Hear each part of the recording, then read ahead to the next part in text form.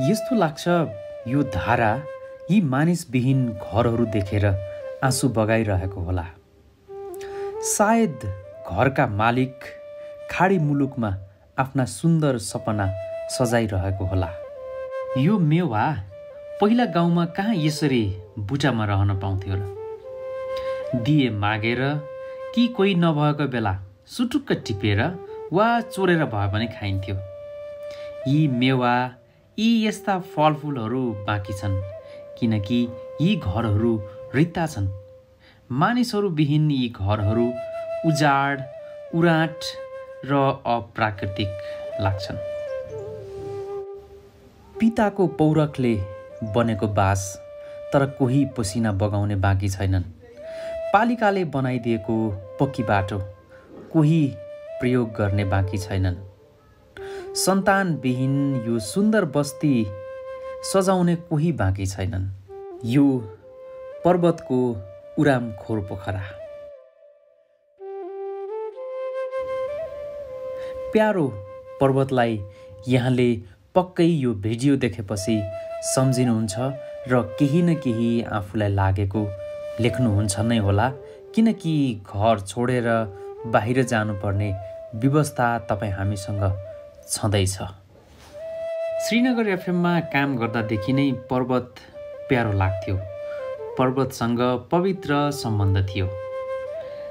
धेरै समयपछि पालुस्थान माध्यमिक विद्यालयले आयोजना गरेको वार्षिक उत्सव समारोह सञ्चालन गर्नका लागि त्यहाँ पुग्दा पर्वतका केही बस्तीहरूको विषयमा चन्द्रकान्त सरले सुनाउनु भयो र चन्द्रकान्त सरसँगै चर्चित सर्जक तथा गायक वसन्त थापा र साथीहरूसहित हामी एउटा बस्ती हेर्नका लागि भनेर चन्द्रकान्त सरको घरबाट उक्लिएका थियौँ। स्कुल पढ्दा 1 बजेका छुट्टीमा गएर यही बटुल्दा जान्थ्यो। वाउ अमला टाइपको हुँदो रहेछ। हजुर यो मन फर्स्ट टाइम खाँदैछु यो। हो र? माउली मामा भन्ने पर्छ यो असाध्यै यो फल, यो रुखको फल हामीले रुखमा जान सकेनौँ, भुइँकै खाइरहेछौँ। तै पनि एकदम मिठो रहेछ। अहिले चन्द्रकान्त भुषाल सरको घरमा छु। खास गरेर यो चाहिँ बिहादी गाउँपालिकाको वडा नम्बर 5 पर्छ। खास चाहिँ अहिले यो भिडियो बनाउनुको कारण चाहिँ के हो भने गाउँहरू बस्तीहरू एकदमै रितिएका छन्। अब म तपाईँलाई यस्तो ठाउँमा लाँदैछु जहाँ एउटा पनि घरमा कोही पनि मानिसहरू हुनुहुन्न। त्यो टोल नै त्यहाँको समुदाय नै खाली छ। यो संयोगले चाहिँ त्यो खाली बस्तीभन्दा अलिकति तल चाहिँ चन्द्रकान्तजीको घर रहेछ। हामीले एक रात बिताइसकेपछि चाहिँ पर्वतको यो स्थानको खास अवस्था चाहिँ के छ भनेर एउटा सानो रिपोर्ट यहाँ बिचमा आज हामी पेश गर्छौँ। ल चन्द्रकान्तजी र म चाहिँ अब यो कहाँ जाँदैछौँ रे? हामी यो बेदी गाउँपालिकाको उराम साबिक वार्ड नम्बर 5 को 9 मा एउटा चौनिला भन्ने गाउँ छ। त्यहाँ चाहिँ गाउँ नै उजाड भएको स्थिति छ अहिले। सबै बसाइ सराइले यहाँको चाहिँ अब हाम्रो यो सबै कुरा जर स्रोतको हिसाबले अनि हाम्रो चाहिँ यो खेतीपातीको हिसाबले पनि अलिकति नजिक थियो। त्यहाँ चाहिँ अहिले यो बाँदर लिएर अनि गाउँको बसाइ सराइले हाम्रो गाउँ नै खाली भएको अवस्था छ। तपाईकै यो हेर्नु कस्तो राम्रो फलाउनु भएको रहेछ त यो है? हजुर हाम्रै यो केराउ चाहिँ। हजुर यो हाम्रै केरा हो। उता भैँसी पनि रहेछ हैन? हजुर 2टा भैँसी छन् अनि एउटा खसी छ। अब यो यसमा चाहिँ हाम्रो एउटा समूहले अहिले यो केही बसाइ सराइ रोक्न सकिन्छ कि भनेर हामीले चाहिँ एउटा शिवजी खोला कृषि समूह खोलेका थियौँ। हजुर। त्यसमा हामी 30-32 जना महिला पुरुष गरेर आबद्ध छौँ र हामीले यो पर्वत जिल्लाको उसबाट यो खायन आलु लगाएर हामीले 41 रोपनीमा खायन आलु लगाएका छौँ। यो आलुहरू 41 रोपनी जग्गामा लगाएका छौँ। कति जना हुनुहुन्छ रे? हामी टोटल चाहिँ 31 जना छौँ समूहमा। यो आलु लगाउने क्रममा हामी चाहिँ 19 जना समूहको अलिकति सक्रिय साथीहरूले आलु लगाएका छौँ। अनि कुलो पनि कस्तो राम्रो रहेछ नि? हजुर कुलो हाम्रो राम्रो छ। यो चाहिँ हाम्रो गाउँपालिकाले बनाएको कुला हो। बेदीमा खासै प्रगति भएको छैन, काम गरे छैन भन्ने थियो। होइन प्रगति भएको छ, बेदीमा प्रगति नभएको होइन। तर एउटा कुरा यस्ता छ के छ भने अब सानो सानोदेखि लिएर ठुलो ठुलो हुँदै पनि छ। फेरि प्रगति नभए होइन, बेदीमा राम्रै उपलब्धि पनि छ। अब हामीले गाउँपालिकाबाट साथ र सपोर्ट पनि पाइराखेका छौँ। हजुर। अनि हाम्रो यो समूहले पनि धेरै सङ्घर्ष गरेका छौँ हामीले। अहिले 41 रोपनमा आलु लगाएर हामी पर्वतमै सर्वश्रेष्ठ चाहिँ घोषित गरिसकेको छ हामीलाई कृषि ज्ञान केन्द्रले। अब गाउँमा त मान्छे नै छैनन्, बस्ती रित्तिँदै छ होइन। हजुर। र पनि तपाईँले आफ्नो एउटा एकल परिवारै भयो होइन। हजुर। हजुर र म्याम हुनुहुन्छ। दुईजनाले चाहिँ यत्रो चिज गर्नु भएको रहेछ। हजुर, हामीले यो गरेको पनि किनभने केही गाउँको बसाइ सराइ रोक्न सकिन्छ र आफू पनि कृषिमा आत्मनिर्भर बन्न सकिन्छ भन्ने हिसाबले हामीले सङ्घर्ष गरेर अरूलाई बाहिर देखाइसकेका छौँ। यसमा मैले पुलै काउलीहरू लगाएका थियौँ। यसमा? हजुर। अहिले चाहिँ के छ? अहिले लगभग 200-300 क्विन्टल काउली फल्यो। अहिले मैले मकै लगाइसकेँ काउली गुफाहरू। यो त बाँझो रहेछ त। यो बाँधो छ। यसलाई बाँधो हुनुको अर्थ अलिकति यहाँको यो जग्गा धनीहरू चाहिँ तराईतिर हुनुहुन्छ, उहाँहरूले अरू कसैलाई लिजमा दिनुभएको थियो, उहाँले अहिले गर्नु भएन। नै भने हामी आफैले पनि यसलाई खेतीयोग्य गराएर जमिनलाई आलुसालु लगाउन खोजेका थियौँ। यो के झार अरे यो? यसलाई हामीले गनाउने भन्छौँ, बोके झार। बोके झार। हजुर। बसन्त दाईको बोके झार चाहिँ हो रहेछ। ल पहिला त यी सुर्खाहरूमा यी खेतहरूमा सबै खेती गरिन्थ्यो हामीले। लगभग 3 वर्ष जति भयो यसमा खेती। यस्तो बाँझो हुन लाग्यो 3 वर्ष? 3 वर्ष जति भयो। तिमी त्यो गाउँ हेर्न जाँदैछौँ, त्यो गाउँमा एउटा पनि ऊ छैन, बासिन्दा छैनन् भनेर कस्तो भएर रहेछ त्यो गाउँ भनेर हेर्न हिँडेको। लेट्स सी कस्तो हुन्छ। उत्पादनतिर विकसन बढ्दो छ, किनभने उत्पादन हुन सकिरहेको छैन। हामीले हेर्न सकिन्छ यी खेतबारीहरूमा सबै बोकेझार पलाइसकेको छ। अनि बाबुको घर चाहिँ हजुरको घर चाहिँ धेरै माथिसम्म बाँझै देख्यौँ हामी। यो एउटा दुःखद कुरा पनि हो। धेरै राम्रो उत्पादन, आलुको उत्पादन विशेष गरी यसलाई चाहिँ आलुको पकेट एरियाको रूपमा विकास गर्न खोज्दै हुनुहुन्छ यहाँको किसानले। अनि तलपट्टि हेर्दाखेरि सर ऊ चाँडै रोटी बनाऊ है, एकदम मलिलो चटनी के खाने चटनी बनाऊ। खेती योग्य जमिन भएको ठाउँ। हामी आउन खोजेको ठाउँमा आइयो हैन? हजुर, हामीले जहाँ चाहिँ पहिला कुरा गरेका थियौँ त्यही ठाउँमा चाहिँ आइयो। के ठाउँ रे यो? उराम गाविसको वार्ड नम्बर 9 मा पर्ने चौडिल्ला भन्ने गाउँ हो यो एउटा। पहिला यहाँ हामी 9-10 घर यहाँ बासिन्दा थियौँ। अहिले चाहिँ यहाँको सबै बसाइ सरिसक्नुभयो। अब बेलामा पानीको कतिको सुविधा थियो? हाम्रो बेलामा म जान्ने भएदेखि यहाँ पानीको कुनै पनि असुविधा छैन र अहिले पनि यो कुलामा पानी आउँछ, सिँचाइ गर्न तल सकिन्छ। तर यहाँ भनेको मान्छेको कमी हो। यति राम्रा घरहरू त थाहा भइसक्यो, मान्छेको कमी भएर तुलसीको बोट के पला। ल यता पनि हेर्नु नारायणजी, तिलो कि त यता पनि छ घरहरू।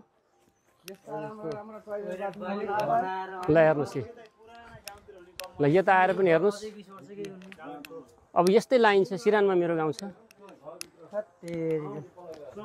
हेर्नु सिँचाइ यहीँ छ सिँचाइ हामीहरूलाई। यहाँ 2 मिनट लाग्छ। जग्गा जमिनहरू सबै यस्तो बाँधो छ। अब यसमा अब के भन्ने, हामीले पनि गाउँ नै उजाड देखिएको छ यहाँ। अब घरहरू यस्ता राम्रा घरहरू छोडेर हिँड्नुभएको छ। अब यहाँ कुनै मान्छे आएर बस्ने मान्छे पनि पाउँदैन हामीले। कहिलेकाहीँ दसैँमा त्यस्तो सालमा एकचोटि दसैँको लागि दसैँमा चाहिँ आउनुहुन्छ उहाँहरू, 2-4 दिन 12-15 दिन बसेर फेरि जानुहुन्छ। अरू घर त चाहिँ लगभग खाली जो हो वहाँ, यो गाउँ नै खाली भएको छ। यो टोल नै, यो बस्ती नै खाली छ। पहिला चाहिँ कति थिए यहाँ मान्छेहरू? हामी यहाँ मान्छेहरू कति थियौँ भने हामी लगभग 8 घर थियौँ हामी यहाँ हैन। 8 घरमा चाहिँ अहिले सबै बसाइ सर्नुभयो। अब यो रोक्ने त कुनै पनि उपाय छैन। रोक्ने यहाँ बसेर निर्वाह छैन, मानिसहरू आफ्नो कामको रोक्ने लागि हजुर जानै परि नै हाल्यो हैन? हजुर पर्यो। र रोक्ने उपाय पनि हामीले अहिले एउटा वैकल्पिक बाटो खोजिराखेका छौँ यहाँ हामी 2-4 जना युवाहरू मिलेर। अब यसले गर्दा यहाँ विदेशीको यहीँको हाम्रो बाबु अथवा यहाँ पल्ला घरको दाजुहरूले पनि तपाईँहरू गर्दै जानुहोस्, साथ र सपोर्ट हामी गर्छौँ र हामी त्यही गाउँमा फर्कने हो भन्नुभएको छ। हाम्रो यो एउटा समूहले चाहिँ धेरै आबद्ध गराउँछ भनेर 1-2 वर्षमा हामीले एउटा-दुईटा परिवार चाहिँ तान्ने लक्ष्य लिएका छौँ र 2 जना त आइसक्नुहुन्छ। अब यही चैतमा आउने कुरा छ 1 जना। उहाँ आएर पनि हामीसित यहीँ कृषिमा हातेमालो गरेर म गाउँमै बस्छु, गाउँमै रमाउँछु भन्नुभएको छ। र हामीले चाहिँ लगभग यो गाउँलाई चाहिँ 4-5 वर्षपछि फेरि बसाइ चाहिँ यहीँ वापिस गर्ने लक्ष्य लिएका छौँ। हेरौँ त्यस पनि के हुन्छ। अब गाउँपालिकाबाट अथवा चाहिँ हामीले गरेको प्रगतिहरू देखेर उहाँहरू आउनुहुन्छ भन्ने हामी आशावादी पनि छौँ। उता पारी छ नि त्यो बस्ती? त्यो पारी पनि खाली छ। पारी नि खाली छ? पारी पनि खाली छ। यो बिचको गाउँमा चाहिँ एक घर खाली छ, नत्र पारीको गाउँ त्यो हामीले देखेको निलो घरहरूको लाइनै खाली छ। ओहो, बाटो फेरि यस्तो राम्रो छ है। तर मान्छेहरू छैन।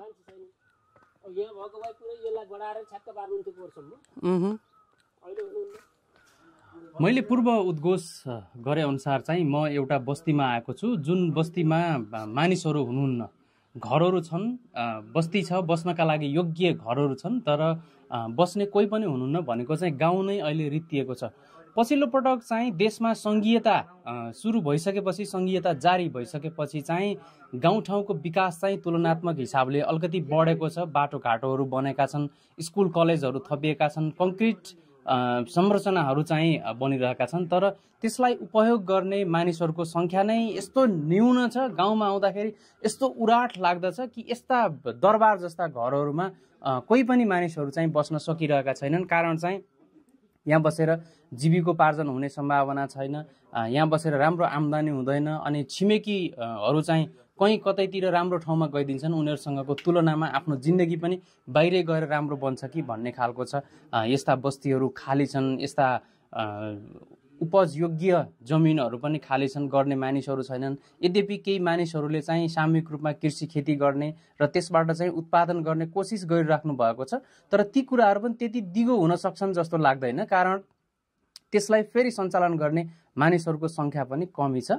विकास गाउँ पसिरहेको छ र मानिसहरू चाहिँ सहर पसिरहेका छन्। यसकारणले यो विकास चाहिँ झन्डै 20 वर्ष अगाडि हुन सक्थ्यो भने चाहिँ मानिसहरूको सङ्ख्या यहाँ बढ्न सक्थ्यो, अथवा बस्तीहरू रित्तिँदैन थिए र बसाइसराईको दर चाहिँ कम हुन सक्ने सम्भावना थियो। अब यसलाई चाहिँ उपयोग गर्नका लागि स्थानीय सरकारले, केन्द्र सरकारले र प्रदेश सरकारले एउटा विशेष खालको नीति लिन सक्यो र यस्तो कुराहरूलाई प्रोत्साहन गर्न सक्यो। यहाँ आउनका लागि, यहाँ बस्नका लागि, यहाँ जीविकोपार्जन हुनका लागि र आफ्नो जिन्दगी व्यतीत गर्नका लागि चाहिँ त्यस्ता स्रोतहरू चाहिँ जुटाउन सकियो भने चाहिँ यी घरहरूले न्याय पाउनेछन्, यी बस्तीहरूले न्याय पाउनेछन्, यी जमिनहरूले केही न केही उत्पादन गरेर हामीलाई फेरि रिटर्न गर्नेछन्। भेट हुँदा हाँसी बोल किन चुप मायाली, भेट हुँदा हाँसी बोल किन चुप मायाली, फुल जस्तै वैली जाला एक दिन रूप मायाली,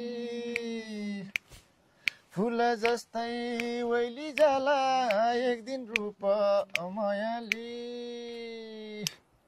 यता आउन गीत गाउन एउटा मिठो मायाली, चिनिनौ र म त गल कोटे ठिटो मायाली।